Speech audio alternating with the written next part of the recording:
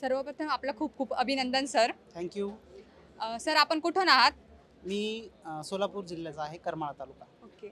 Sir तुम्हाला CSSA बद्दल कुठून माहिती मिळाली? माझ्या मित्राकडून. ठीक आहे. एक्झाम क्रॅक करायला तुम्हाला किती वेळ लागला? 1 वर्ष. ओके. आता तुम्ही कोणत्या पोस्टवर कार्यरत आहात? LIC मध्ये असिस्टंट आहे. तुम्ही ऑनलाईन बॅचचे होतात की ऑफलाईन बॅचचे? नाही, ऑफलाईन बॅच. तुम्ही स्टडी कसा केला, ग्रुप की सेल्फ? दोन्ही पण केलं. सेल्फ आणि ग्रुप दोन्हीचं कॉम्बिनेशन होतं. मॉक ॲनालिसिस करत होता का सर तुम्ही? हो, रोज. किती फायदा झाला तुम्हाला त्याचा? आपण सांगू शकतो 60% अभ्यास असेल तर 40% मॉक ॲनालिसिस महत्त्वाचं आहे. कारण आपल्या चुका रोजच्या रोज त्याचं आपण स्वतः ॲसेस करणं गरजेचं आहे की आपलं काय चुकत आहे, आपल्याला कशावर काम करायचं आहे, स्वतःमध्ये काय काय सुधारणा घडवून आणायच्या आहेत, त्याच्यासाठी मॉक ॲनालिसिस खूप महत्त्वाचं आहे. म्हणून मी 6 to 4 वेटेज देईन. वीक सब्जेक्ट कोणता होता सर आपला? वीक सब्जेक्ट मला असं नाही सांगता येणार. नाही सांगता येणार. पण असा कोणता सब्जेक्ट होता की ज्याला तुम्ही जास्त वेळ देत होता?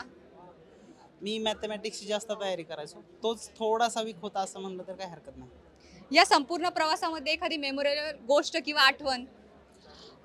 शुभम सरांचा बड्डे होता. त्या दिवशी सरांनी मला माझ्या ग्रुपसहित फोटो काढायला पुढे बोलावलं होतं आणि सरांना मी सांगितलं होतं त्यावेळी की सर मी आत्ताच नाही तुमच्यासोबत फोटो काढत आहे, माझ्या ग्रुपसहित मी माझी पोस्ट निघाल्यावर फोटो काढेल. So I miss them. आज ते इथे नाही आहेत.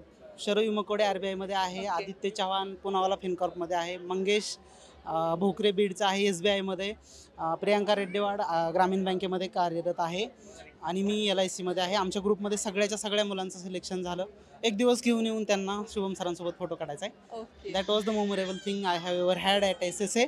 And thank you SSA. SSAचा माझ्या आयुष्यामध्ये खूप मोठा वाटा आहे. आयुष्यभराचे शिदोरी त्यांनी मला दिलेली आहे. मी खूप खूप आभारी आहे SSAचा आणि पूर्ण टीमचा. Thank you sir.